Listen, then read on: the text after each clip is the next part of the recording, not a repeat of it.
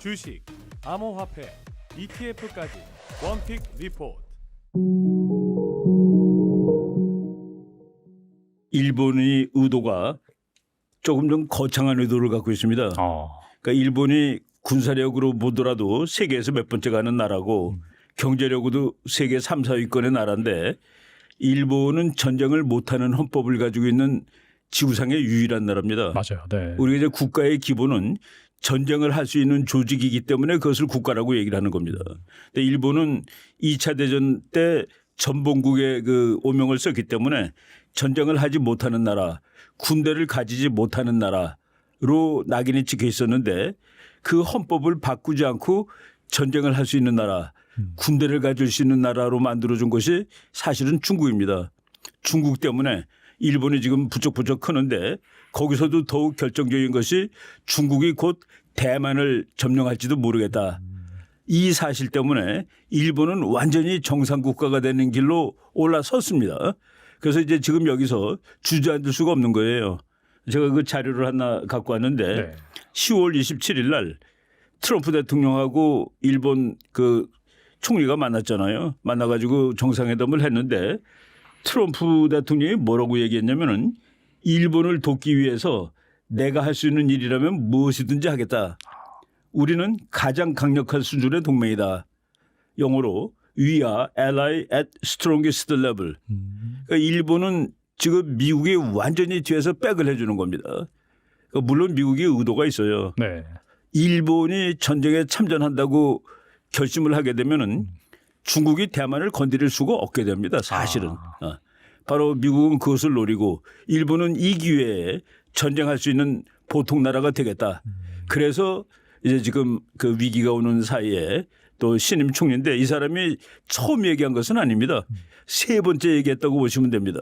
이 얘기를 제일 먼저 한 사람, 대만에서 전쟁이 나게 될 경우에 일본은 참전한다라는 얘기를 제일 먼저 한 사람은 아소 다로입니다. 옛날에 일본 총리죠. 네. 그다음에 두 번째로 얘기한 사람이 아베입니다. 아베. 그리고 우리 요번에 그 이제 요번 총리를 아베의 분신이라고 얘기할 정도로 맞아요. 네. 다카이치 사나이는 아베의 분신이다 이렇게 얘기하는데 이 사람이 총리로서 현직 총리로서는 처음으로 그 얘기를 한 거예요. 그래서 지금 중국이 난리가 났는데 일본은 절대로 이거 그 말 없는 거로 하겠습니다라고 하지 않습니다. 일본은 이제 국가의 행보를 바꿔야 되는 그 시점에 지금 온 겁니다. 그리고 찬스를 잡은 겁니다. 네. 우리나라 사람들이 일본에 대해서 조금 좀 이렇게 그 일본을 얕보는 경향이 있는데 일본이 그렇게 약한 나라가 아닙니다. 군사력으로도 그렇고 지금 가지고 있는 현재 그 일본 자위대의 실력이 미국 해군 다음에 일본 해군 아닌가라고 보는 사람도 있을 정도로 지금 막강합니다.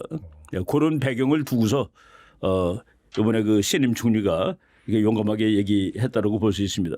제가 그 준비한 그림 하나만 더 보여드릴까요? 네네. 10월 28일, 그러니까 미국하고 일본하고 이제 정상회담을 한 다음 날 미국의 그 X에 올라온 그 밈인데 그림들인데 Japan is back이라고 써 있습니다. 일본이 지금 돌아왔다. 그리고 일본 여자 총리가 모자를 쓰고 있는데 모자에 트럼프라고 써 있습니다. 그리고 트럼프가 악수를 하면서 머리에다 띠를 둘리고 있는데 그 띠가 바로 가미가제 특공대가 천황 술 한 잔 받아먹고 죽으러 갈 때 그때 뛰었던 일본이라고 쓰고 가운데 빨간 그 일장기 마크 그거를 트럼프가 머리에 있는 그 만화가 나왔습니다. 이거 아주 의미심장한 만화고 또 하나 미국을 우리가 그 미국은 어떤 나라냐 미국의 속성 중에 하나를 카우보이로 칩니다. 카우보이라는 것은 그 거칠다는 뜻이고 그리고 워리어 투사 전사라는 의미인데 꼰총을 찬 카우보이하고 사무라이, 갑옷 입은 사무라이가 악수하는 그림이 지금 미국의 그 X에 뜨고 있습니다. 네네. 바로 지금 미국하고 일본은 왕년에 엄청난 적이었지만은 지금은 동맹 중에 동맹이 되었다. 바로 일본이 지금 이 기회를 확실하게 사용하고 있고 그리고 미국은 일본을 통해서 중국이 대만 공격을 억제할 수 있고 이런 이익이 맞아떨어지고 있기 때문에 그 다카이치 사나의 총리가 그런 얘기를 할 수가 있고 그리고 이제 중국이 뭐 노골적으로 지금 반발을 벌이고 있는데 그 반발이 뭐 어디까지 갈는지는 잘 모르겠습니다. 지금 일본이 중국의 반발에 그대로 주저앉을 만큼 허약한 나라는 아니고 그리고 일본한테 걸린 스테이크도 대단합니다. 이제 미국의 미래를 가장 정확하게 예측한다고 소문난 사람이 그 조지 프리드맨 박사인데, 조지 프리드맨 박사가 꽤 오래됐습니다. 아마도 2020년 정도가 되면은 일본은 국가의 진행 방향을 대폭 바꾸지 않을 수 없게 될 것이다. 지금 방향, 전쟁하지 않고 헌법으로 전쟁도 못하고 군사력도 가지지 못하는 나라, 그런 나라는 결코 강대국이 될 수 없는 것이죠. 그래서 그냥 현재의 길을 가면서 몰락을 하든지, 그렇지 않으면 국가의 진행 방향을 바꿔가지고 보통 정상적인 국가로 나가든지, 그거를 2020년 정도라고 이미 조지 프리드맨 박사가 이제 예측을 했었는데, 지금 그 조지 프리드맨 박사 말대로 일본은 정상국가, 전쟁할 수 있는 나라. 그러니까 강대국은 전쟁을 잘한다는 게 강대국입니다. 네. 우리 국제정치학자들이 강대국이 뭐냐 그러면 한마디로 전쟁을 잘하는 나라, 그리고 웬만한 전쟁에서 승리할 수 있는 나라, 이게 강대국인데, 일본은 지금 강대국의 길로 이 국가의 진행 방향을 선회를 한 겁니다. 그러니까 돈만 많으면은 이거는 강대국이 될 수 없어요. 이것을 지킬 수 있는 군사력을 가져야 되는데, 그 군사력을 가질 수 있는 결정적인 계기가 지금 중국이 대만을 공격하는데, 그리고 일본은 그렇게 얘기했죠. 대만의 안보는 일본의 안보와 같다. 대만이 죽으면 일본도 죽는다. 그래서 우리는 대만을 지키는 것이 아니라 나를 지키는 것이다. 라고 이번에도 그 총리가 그렇게 얘기했습니다. 대만을 지키러 가는 게 아니라 나를 지키러 가는 것이다. 그래서 그렇기 때문에 이렇게 주저앉을 가능성도 없고, 의도는 상당히 매크로, 어떤 사소한 그게 아니라 일본 국가 대전략의 방향을 결정짓는 그런 상황이라고 보시면 되겠습니다. 말씀을 들어보니까 오히려 이제 그렇게 하면은 중국과 이제 좀 대립각을 세우면은 좀 일본 내부에서도 좀 지지율이 많이 오르고, 지지율 막 그렇죠. 오르고 있습니다. 큰 그림 관점에서는 오히려 이 중국의 위협을 좀 근거 삼아 가지고 전쟁할 수 있는 그런 국가로의 전환, 이런 것들을 좀 노리고 있다라고도 볼 수 있겠네요. 그러니까 지금 저는 오히려 여기서 그 외교적인 에러를 내는 것이 중국이라고 보는데, 중국이 그 미소 외교를 하든가 또는 그 소프트한 외교를 하게 되면은 일본에서도 이제 그 평화주의자들이 많습니다. 그렇죠. 네. 그런데 신임 총리의 목을 베겠다느니, 총리 된 지 얼마도 안 된 사람한테 이런 얘기가 나오니까 오히려 일본의 그 구구파들, 군국주의로 가야 된다는 사람들이 할 말이 더 많아진 거예요. 그리고 평화주의자들이 할 말이 줄어들고, 바란 말이지. 이것은 이렇게 노골적으로 위협을 당하고 있는데 일본이 그냥 옛날처럼 그 평화만 외치고 있어서 되겠느냐 하는 이런 상황을 지금 만들어내고 있습니다. 나는 최근에 우리나라 언론들 보니까 우리나라 언론들이 일본이 다 잘못하고 중국은 별로 잘못한 거가 없는 듯이 얘기를 하는데, 지금 전 세계는 그렇게 보지 않고 있습니다. 전 세계는 일본을 굿보이라고 보고 굿가이라고 보는 것이죠. 그리고 중국을 배드가이로 보는 겁니다. 그거는 보는 사람 입장에 따라 다르지만은 일단 세계의 다수가 중국이 문제라고 보는 것이죠. 그것도 우리가 이제 무시할 수는 없습니다. 옛날에 우리나라 조선시대 때 멸망할 때, 그때 조선 정부가 러시아 편을 들었는데, 그때 세계 대부분은 러시아를 그 나쁜 녀석이라고 보고 있을 때입니다. 그러니까 우리나라가 나쁜 녀석의 편을 든 꼴이 되는 거예요. 그리고 그때 그러니까 영국이나 미국이 그때 당시에 최강인데, 특히 영국이. 네. 차라리 한국이, 조선이 러시아 편을 드는 것보다는 일본이 장악하는 게 낫겠다라는 생각을 가지게 할 정도로, 그러니까 우리가 그때 줄을 잘 못 썼는데, 지금 100년 전에 러시아 역할을 하는 것이 지금의 중국이라고 보시면 됩니다. 우리나라는 이제 이 역사적으로 일본에 대해서 좋은 감정을 갖기는 아주 어려운 나라입니다. 최근에 식민지 경험을 했기 때문에 그런 좋은 경험을 가질 수 없다 할지라도, 이 현재 세계 국제 정치의 냉혹한 판단에 의하면은 일본이 중국보다 선량한 나라로 취급되고 있다. 지구 대부분에서. 그것을 이제 우리가 알고 우리 외교 정책도 짜야 되는데, 하여간 이번에 일본에 와 있는 그 총영사, 네네. 일본 총영사가 제멋대로 들이밀고 있는 그 더러운 목을 한순간도 주저함 없이 베어버릴 수밖에 없다. 네네. 중국은 왜 이렇게 말을 세게 하는 줄 아십니까? 몰라요. 이렇게 하면 출세합니다. 공산당에서 이제 출세시켜준 거야. 그러니까 중국이 이제 서양 사람들이 그걸 이해를 잘 못하는데, 우리 미국 친구들 만나면은 네네. 왜 중국은 이미 힘이 세졌는데 옆에 있는 나라를 윽박 지르느냐. 그 등허리를 두드려 주는 게 더 좋은 거 아니냐. 야구 얘기하는데 그 중국은 자기네 스스로 자기네 외교 방식을 전랑 외교라는 말을 씁니다. 네네. 전랑이라는 것이 싸우는 이리, 싸우는 늑대. 그래서 그 영어 미국 사람들은 울프 워리어 디플로머시. 근데 이게 그 디플로머시라는 명사를 울프 워리어라는 형용사로 형용을 할 수가 사실 없습니다.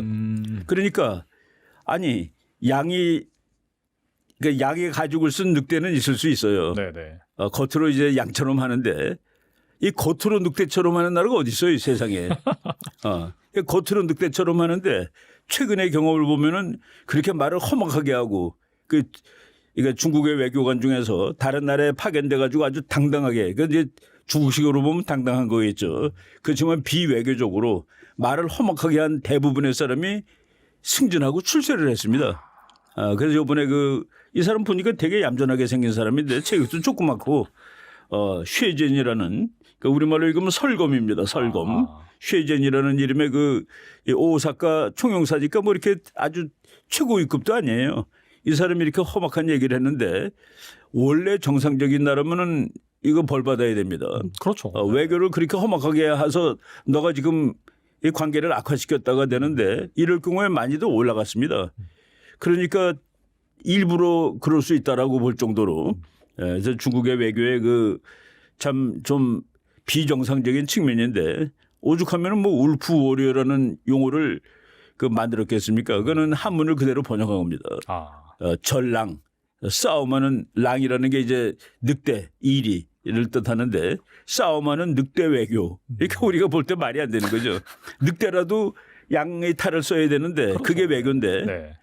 이게 그냥 아예 늑대 이탈을 써버렸으니까 그래서 이제 문제가 많고 지금 우리나라 언론은 뭐 일방적으로 중국을 두둔하는 것 같은데 세계 특히 이제 미국 언론은 일본을 두둔하고 있습니다.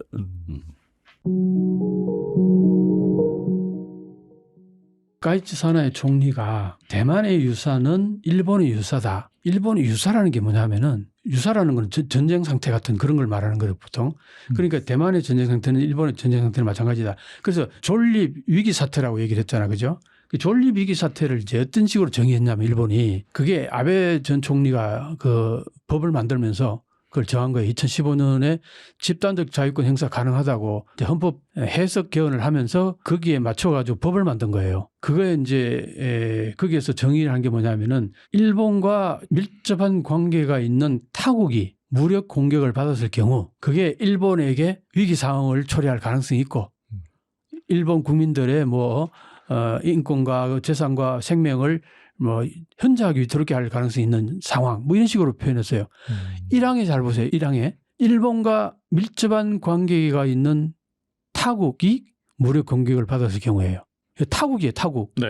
그러고 나서 뭐라고 했냐면은 중국이 대만을 둘러싸고 무력 공격을 했을 경우에 그럴 경우 이런 식으로 또 얘기합니다. 미국이 레온하여 거기서 전쟁이 벌어진다 이런 얘기예요. 그걸 전제를 했어요. 그럴 때 일본은 집단적 자국 행사를 가능하게 한다 이렇게 얘기를 했단 말이에요. 자, 그런데 여기서 두 가지 문제가 있어요. 첫째, 타국이라고 했잖아요. 그죠? 타국이라면은 미국이 왔을 경우는 미국이 타국이 되는 거죠. 네. 자, 그럼 미국이 내원하여 무력 공격이 벌어질 경우 미국이 공격을 받을 경우 일본은 집단 자국 행사를 해서 같이 전투에 진입한다 이런 얘기거든. 그런데 미국이 내원할지 안 할지 미국이 뜻은 알아봤냐 이거예요. 다카이치 사나의 총리가. 사실은 보세요. 러시아가 우크라이나 침략하고 나서 거기에 미국이나 나토가 개입했나요? 안 했죠. 무기 정도 대줬죠. 네. 무기 정도 대줬죠. 근데 우크라이나가 소련이 붕괴되고 나서 그 우크라이나 지역에 배치되어 있던 핵무기를 러시아로 철수시키면서 그때 한 약속이 있어요. 러시아가 외부로부터 공격받으면 나토하고 미국이 지켜준다 그랬어요. 그 사인했어요. 그게. 네네. 근데 안 지켜주잖아요. 그러니까 미일 안보 조약이 있다고 해서 반드시 미국이 대만에 전쟁이 터지면은 미국이 거기 와서 도와주리라는 보장도 없고 그게 이제 일본을 도와주기 위해서 오는 것도 아닐 뿐만 아니라 그러니까 내가 볼 때는 지금 트럼프 대통령 시기에 만약에 중국이 진짜 제대로 대만을 통일하기 위해 가지고 전쟁을 치른다 그러면은 글쎄 트럼프 대통령이 파견할까 상당히 회의적이에요. 왜? 엄청나게 경제적인 그 코스트 같은 걸 중시하잖아요. 우크라이나도 안 그랬잖아요. 네. 그 우크라이나 만약에 그 민주당 정권이었으면 미국의 민주당 정권이 있으면 그게 참전했을 수도 있고 엄청나게 서포트 해줬을 거예요. 근데 트럼프는 상당히 그게 꺼려하잖아요. 그건 뭐냐? 왜 그게 남의 전쟁에 우리 미국이 돈을 내야 돼? 그런 마인드잖아요. 똑같이 대만에도 그럴 가능성이 있는 거예요. 왜? 미국 입장에서 볼 때는 러시아도 대국이잖아. 러시아가 참전한 전쟁에 함부로 개입 못 한단 말이에요. 그럼 중국이 하는 개입은 내가 볼 때는 러시아보다도 미국 입장에서는 중국이 더 우려스러운 국가라고 나는 보거든요. 자, 그랬을 경우에 다카이치 사나이 총리가 한 발언 자체가 이게 안 맞는 거죠. 미국이 개입한다는 전제하에 있고, 네. 그 다음에 만약 미국이 개입 안 할 경우에는 대만 유사 있고 일본 유사다 했잖아요. 그럼 미국 참전 안 하면 어떻게 해요? 그럼 거기 집단 자위권 행사하겠다는 거냐? 근데 아까 뭐라 그랬어요? 전리비계 사태는 타국이라고 했잖아요. 타국. 근데 대만은 국가가 아니잖아요. 국가가 아니기 때문에 타국이라는 그 조건에 해당이 안 돼요. 그러니까 대만 유사가 발생했을 때 미군이 온다는 가정하에 이 얘기를 했는데 미군이 안 온다 그러면 모든 게 흐트러져 버리는 거예요. 그러면 이제 소위 말해서 대만이 중국으로부터 공격받아서 이제 중국이 완전히 통일을 하려고 할 때에 일본의 다카이치 사나이 총리의 해석으로 봤을 때는 대만 유사 있고 일본 유사를 했으니까 집단자격 행사한다 이 얘기거든요. 그 참전한다는 얘기거든. 그 두 가지가 안 맞는 거예요. 일단은 대만이 국가가 아니기 때문에 타국에 해당이 안 돼요. 네. 그 존리비기 사태 조건에 안 맞아요. 미국이 오면은 미국 도와주면 되는데 미국이 안 오면은 그럼 대만 유사, 일본 유사라는 말 자체가 성립이 안 되는 거예요, 이게. 그런 문제가 있다는 거죠. 그러니까 중국 입장에서는 그 말을 하는 순간 중국은 반드시 미국 온다는 보장 그걸 상정할 이유가 없잖아요. 그죠? 네, 네. 그러면 다카이치 사나이 총리가 도대체 뭔 소리 한 거야? 이 내정에 간섭하는 게 되는 거 아니에요. 이거 우리한테도 해당되는 얘기예요. 그 전에요. 방위성 장관이 북한에 무슨 일이 있으면 일본 자위대를 파견한다 그런 얘기가 있어가지고 한국이 그때 발칵한 적이 있어요. 왜? 한국의 헌법에는 북한도 우리의 땅으로 돼 있다고요. 통일을 전제해서. 그 우리 땅에 자위대가 마음대로 들어오는 거나 마찬가지예요. 거기에 대해서 우리 정부가 그 당시에 발끈했다고요. 그 마찬가지로 중국 입장에서는 대만은 완벽하게 자기 나라 땅이고 그거는 중국과 일본이 국교 정상을 맺을 때 분명히 그거는 일국 이체제를 하면서 인정을 했어요. 그러니까 한 나라라고 인정한 거라고요. 그 대만은 타국이 아닌 거죠. 그런데 그런 얘기를 해버렸으니까 중국 입장에서 볼 때는 국제사회에 나가서 유엔에서 이거는 말도 안 되는 얼토당토하는 논리다. 헛소리 했다. 그렇게 중국은 충분히 설득할 수 있는 거예요. 그러니까 이제 유엔에 가가지고 이제 중국이 그렇게 뭐 선전 거의 하는 거죠. 자, 그리고 또 하나 어떤 문제가 있냐면은 독일과 이탈리아, 일본 세 나라가 2차 세계대전 때 패전국가잖아요. 그 적국 조항이 아직도 있어요. 유엔은. 유엔이 만들어진 이유는 이 세 나라 때문에 만들어진 거잖아요. 이 세 나라를 적으로 하고 그 적으로부터 다른 나라를 지키는 하나의 조직을 만든 게 그게 유엔이에요. 그래서 지금도 일본, 독일, 이탈리아는 적국 조항에 해당이 돼요. 그 적국 조항이라는 게 있다는 거죠. 적국 조항이 있다는 것은 뭐냐면은 만약에 그 나라가 어떤 무력 행동을 했을 경우에 자, 그러면은 어떤 일이 발생할까요? 제일 먼저 유엔에서 유엔 결의가 있어야 될 거 아니에요. 그래서 이거는 침략 행위다 할 때에 그게 반격을 할 수 있는 거잖아요. 그런데 적국 조항에 해당되는 국가가 만약에 어떤 그런 무력 행동을 해왔을 경우에는 유엔하고 아무런 관계없이 그 상대 국가가 바로 그냥 일본이나 독일이나 이탈리아는 바로 공격해도 그게 국제법의 위법이 아니에요. 네. 그게 적국 조항이라는 겁니다. 그걸 지금 중국은 또 얘기하는 것 같아요. 그러니까 유엔하고 관계없이 너희들 조금이라도 한번 뭔가 무력 행사 뭐 이런 어떤 기미라도 한번 보여봐. 바로 그냥 반격해서 그냥 가만히 안 두겠다. 불바다 만들어보겠다. 뭐 그런 얘기잖아요 지금. 그러니까 이거는 상당히 중국의 입장에서는 다카이치 총리를 아마 낙마시키고 싶어 할 것 같아요. 총력을 기울여서 막 집중 포화를 가해가지고 어디까지 견뎌내 보자. 아마 그러지 않나 싶어요. 이게 쉽사리 끝날 것 같지가 않은 게 네. 일본 내부에서는 오히려 이제 중국을 때리니까 지지율이 또 올라간다라고 하고 그래서 이건 좀 어떻게 보시는지. 그러니까요. 네. 그러니까 이제 이런 얘기가 있습니다. 방금 내가 얘기했는 게 이제 일본의 제대로 된 지식인들이 다카이치 사나이 총리가 발언을 잘못했다. 방금 내가 설명했던 그런 부분들이고 또 한 사람은 이런 얘기를 해요. 그 유신회를 설립했던 사람, 그 변호사라는 사람이 있는데 이 사람이 뭐라고 얘기했냐면은 국회에서 그런 이제 답변을 하고 중국에서 그다음에 아까 오사카 중국 총영사가 네, 네. 참수 얘기를 하고 네. 이런 과정을 거치면서 험악해지자 아시아 태평양 국장이라고 아태국장이라고 외무성에서 그 사람을 중국에 파견하잖아요. 맞아요. 네.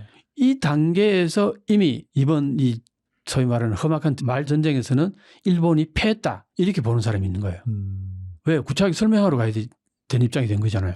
그 사진에도 나왔잖아요. 동영상에도. 네. 중국은 뭐 그 옛날에 전쟁 시절에 입었던 그런 복장을 하고 호주머니에 손 넣고 이렇게 고개 빳빳이 들고 있는데 그게 일본의 태국장이 고개를 약간 숙이는 그런 영상이 막 돌고 있잖아요. 네. 그게 이제 일본에서는 통역사가 통역해 주는 거 그 귀 기울이려고 이렇게 기울인 거다 이렇게 이제 얘기를 하는데 어쨌든 딱 보는 순간 중국은 빳빳하고 일본은 고개 숙여 너무 그런 모습이 나오는 거예요.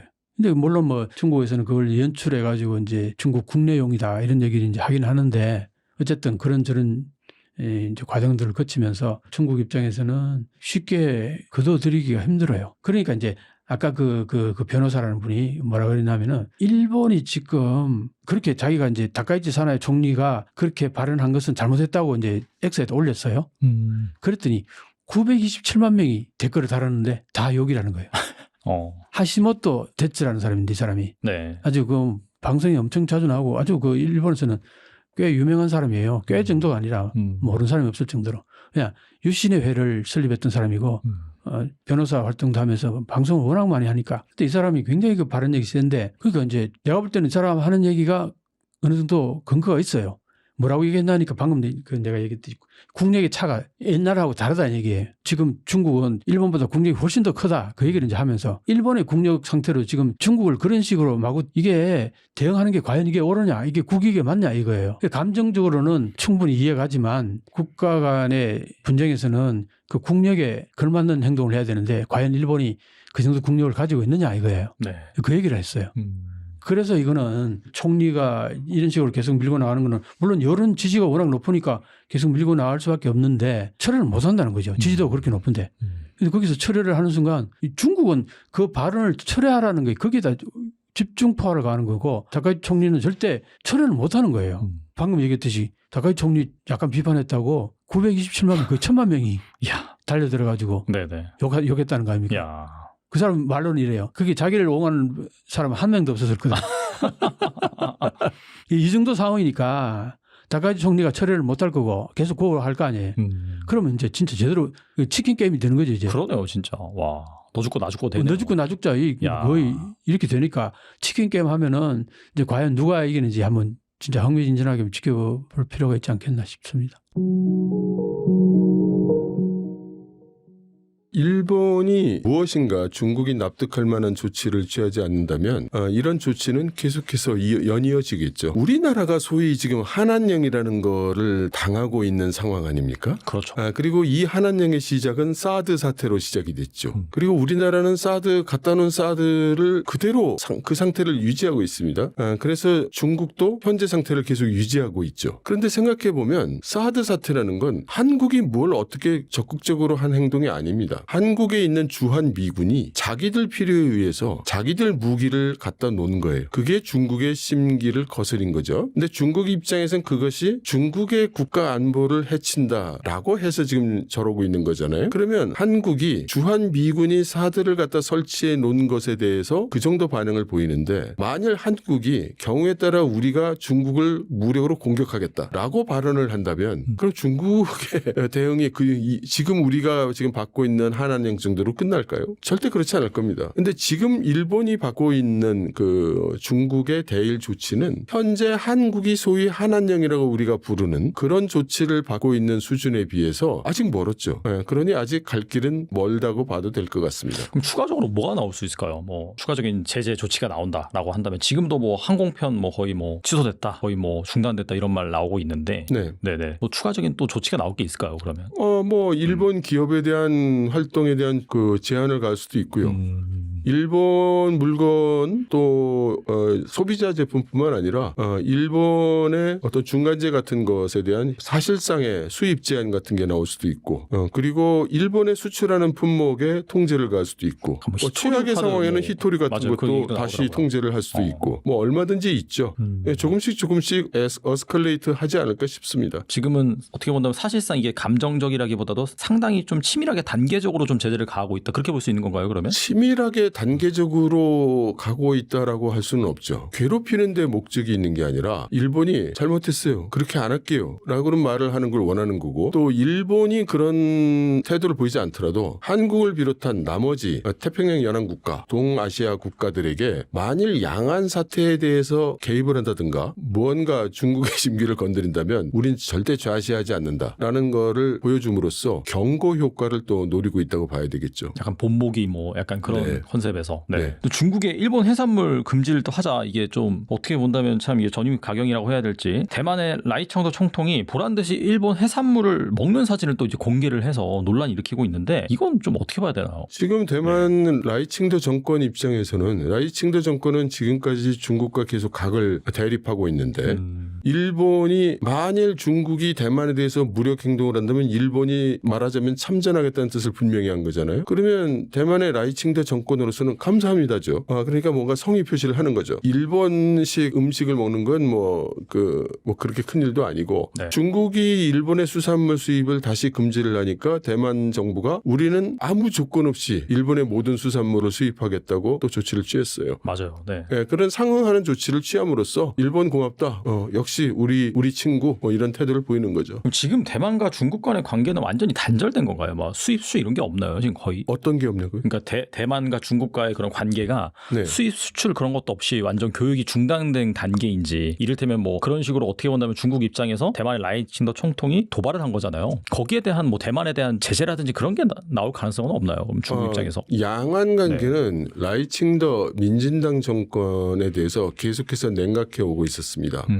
과거에는 중국이 대만에 대해서 소위 평화 통일을 지향한다는 뜻에서 에그파라고 하는 말하자면 FTA에 해당되는 그런 협정을 맺고 무역을 계속해왔고 사실상 의도적으로 대만에 많은 물건을 사줬습니다. 에그파라는 표현을 쓴 건 중국 입장에서는 대만이 외국이 아니기 때문에 같은 나라이기 때문에 관세라든가 이런 걸 할 수가 없는 거죠. 그래서 FTA를 맺을 대상도 아닌 겁니다. 그래서 에그파라는 그 대만 간의 그 특수한 협정을 했고 여기에서 대부분의 대만 제품에 대해서 사실 거의 다죠. 관세가 제로 관세예요. 그러니까 당연히 대만 물건이 중국으로 수출이 잘 되고 네. 특히 대만의 농산품을 많이 사줬습니다. 그런데 라이칭더 정권이 들어서면서 계속해서 이제 중국 공산당은 싫어요. 우리는 중국하고는 같이 지내고 싶지 않아요. 이런 정책을 피니까 얼마 전에 그 에그파 협정 기간이 그 만기에 도달했을 때 연장하지 않았습니다.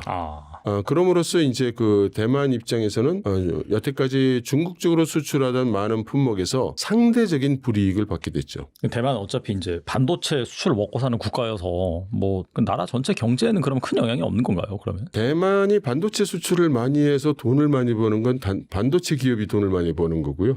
대만의 첨단 반도체는 중국으로 수출을 못하게 미국이 계속 막고 있었기 때문에 네. 뭐 중국이 대만 반도체를 더 수입하고 덜 수입하고 할 게 없고요. 그동안 이제 중국에 수출을 많이 하던 대만의 농민이나 어민들은 수출길이 막혀가지고 손해를 보고 있죠. 거기도 이제 결과적으로 양극화가 심하다 이렇게 볼 수 있겠네요. 양극화요? 그러니까 이제 뭐 수출의 양극화, 잘 되는 기업은 잘 되고 방금 말씀하신 농민, 어민 같은 경우에는 힘든 상황이 지속이 되고. 뭐 양극화라고 얘기하기는 좀 어렵겠는데 대만의 어민과 농민들이 어려운 건 사실입니다. 특히 어민 같은 경우에는 대만이 국가로서의 대우를 다른 나라들로부터 못 받다 보니까 무슨 어업협정이라든지 공해상의 조업을 할 때도 불이익을 많이 받습니다. 그래서 굉장히 어렵고요. 대만은 그래서 그 산업이 지금 그 상대적으로 경쟁력이 있다고 여겨지는 ICT 쪽에 집중이 많이 돼서 전체 GDP의 국가 GDP의 거의 65%가 ICT입니다. 그래서 너무 편향된 산업 구조이기 때문에 걱정이 된다 이런 의견들이 많이 있죠. 대만의 산업에 대해서는 특히 TSMC를 비롯한 반도체와 AI 그리고 양자, 드론 이런 쪽으로는 우리가 너무 그 신경을 안 쓰고 있는데 앞으로는 충분히 경쟁 대상이 될 수 있으니 지금부터 조금씩 신경을 써두는 편이 좋을 거라고 봅니다. 그리고 이 주말에 전해진 소식인데 푸충 유엔 주재 중국 대표 대사가 유엔 사무총장 총장에게 보낸 그 서한에서 일본이 감히 양안상한에 무력 개입을 시도한다면 이는 침략 행위로 간주, 중국은 유엔 헌장과 국제법에 따라 자위권을 단호히 행사해서 주권과 영토 완전성을 확고히 수호할 것이다 라고 밝혔습니다. 이 중국이 일본의 전쟁 가능성을 경고한 것인데 이거 어떻게 보시나요? 그건 중국의 논리에서는 당연한 거예요. 그러니까 제가 이런 말씀을 드리면 저 중국 공산당의 앞잡이 뭐 이런 말씀들을 많이 하시는데 네. 설명을 드리는 겁니다. 네. 중국 공산당의 사고 회로가 어떤 식으로 돌아가고 있는지를 여러분들께 설명을 드리는 거예요. 아까 말씀드렸듯이 중국 공산당 입장에서는 중국 대만 모두 중국입니다. 그렇죠? 하나의 중국이에요. 그러면 일본이 와서 참전한다면 그 총칼을 중국에 겨누든 대만에 겨누든 중국 공산당의 해석은 중국을 공격하는 겁니다. 따라서 일본의 이번 그 다카이치 총리의 발언이나 그 후의 행동은 중국에게 무력을 행사하겠다는 것으로 해석을 하는 것이고, 그래서 일본이 중국에게 무력을 행사한다면 당연히 자위권을 동원하겠다. 다시 말해 제대로 손을 봐주마. 이제 이런 경고를 하는 겁니다. 그러면 뭐 최근에 보니까 막 그 센카쿠 열도에서 약간 함대 뭐 순찰 돌기도 하고 그 다음에 사격 훈련 뭐 하기도 하는데 이 군사적인 충돌로 번질 가능성도 좀 있을까요? 어떻게 보세요? 보통 우리나라에서는 센카쿠 열도가 몇 년 전에 떠들썩했을 때 잠깐 주의를 기울였다가 그 후로 아무 관심을 보이지 않고 있죠. 네. 센카쿠 섬에는 지금까지 1년에 거의 300일 정도를 중국의 무장 군대가 가는 경우는 좀 적고요. 소위 해경을 중심으로 그 중국의 무장을 한 선박들이 센카쿠를 계속해서 맴돌고 접근하고 그래 왔습니다. 그래서 이번에 그 군함이 간 거는 뭐 그쪽에 그 무장 선박을 보낸 게 무슨 특별한 일은 아니고 그동안은 주로 해경이 갔었는데 이번에는 인민해방군이 가는 것으로 일종의 그 수위를 높인 겁니다. 근데 갑자기 깜짝 놀라서 여태까지 센카쿠 조용했는데 중국이 갑자기 군함을 보냈어. 이렇게 인식하면은 그 실제 상황과는 좀 다르고요. 센카쿠는 그동안 몇 년 동안 지속적으로 중국과 일본 사이에 무력 분쟁을 하던 곳인데 이번에 수위를 올렸다. 이렇게 인식이 됩니다. 여기서 제가 이런 표현을 하는 이유는 중국이나 대만, 센카쿠, 중일 관계 이런 그 무력의 긴장 상태가 굉장히 높아진 상태로 지난 수년간 진행돼 왔는데 대부분의 우리 한국 사회에서는 전혀 신경을 쓰고 있지 않기 때문에 그동안 아무 일도 없었던 것처럼 여기는 거예요. 그러니까 이런 일이 일어나면 갑자기 깜짝 놀라서 왜 저래? 라는 질문을 또는 의문을 갖는 것인데 실상 이 일은 지속적으로 진행되어 왔던 일이고 지속적으로 에스컬레이트 됐던 일입니다. 그러면 이 중일 관계가 뭐 당연히 이제 예측은 어렵긴 하겠지만은 뭐 어떻게 될 걸로 보시는지 뭐 일부 중국 전문가들이 여기에서 좀 단계적으로 좀 뭐 제한된 타협 가능성이 있지 않겠느냐 뭐 이런 식으로 전망하기도 하는데 어떻게 보세요? 해결 가능성이요? 제한된 그냥 타협 정도? 제한된 네. 타협이라는 게 좀 뭔지 모르겠는데요. 네. 타협에 무슨 제한된 타협이 있는지 모르겠는데 한 가지 말씀드릴 건 이번 일은 장기적으로 갈 거라고 저는 생각합니다. 왜냐하면 중국은 지금 입장에서 절대 물러서지 않을 거예요. 지금 입장에서 중국이 물러선다는 거는 중국식 논리로 따지면 통일을 포기하는 겁니다. 하나의 중국을 포기하는 거고요. 그러니까 그런 일은 일어나지 않을 겁니다. 그러면 일본 입장에서 보면 중국에게 굴복을 해야 이 사태가 끝난다는 것인데 지금 선명성을 기치로 하고 지금 총리로 당선된 다카이치 내각이 그럼 그렇게 하겠느냐? 그럴 수 있을 것 같지 않습니다. 그러면 다카이치 말고 다른 사람이 수상이 된다면 어떻게 하겠느냐? 일본으로서는 지난번엔 오해가 많았어요. 뭐 이렇게 하고 이제 다카이치도 내려가고 내가 수상이 됐으니 이제 좀 잘 지내봅시다 라고 할 수는 있겠지만 그러면 중국은 또다시 얘기를 꺼낼 거예요. 그러면 하나의 중국을 인정하고 뭐 대만에 어쩌고 저쩌고 무슨 대만 유사 일본 유사 무슨 국가 존립 위기 이거에 대해서는 너희가 그러면 잘못을 뉘우치도록 하여라 라고 하겠죠. 그런데 국가 존립 위기라는 거는 이미 법으로 입법이 된 상태이고 만일에 그렇게 얘기를 한다면 일본으로서는 중국에 완전히 굴복을 하는 것이며 만일 미중 간의 충돌이 일어나더라도 일본이 참전을 할지 안 할지는 잘 모르겠다는 상황으로 그런 인상을 미국에게 줄 수 있는 것인데 일본이 그런 선택을 할 수 있을까요? 아마 쉽지 않을 겁니다. 그래서 저는 이번 사태는 장기화되겠구나라고 생각합니다. 앞으로도 심해질 가능성 충분히 좀 염두를 해둘 필요가 있다. 그렇게 이제 생각이 되고요.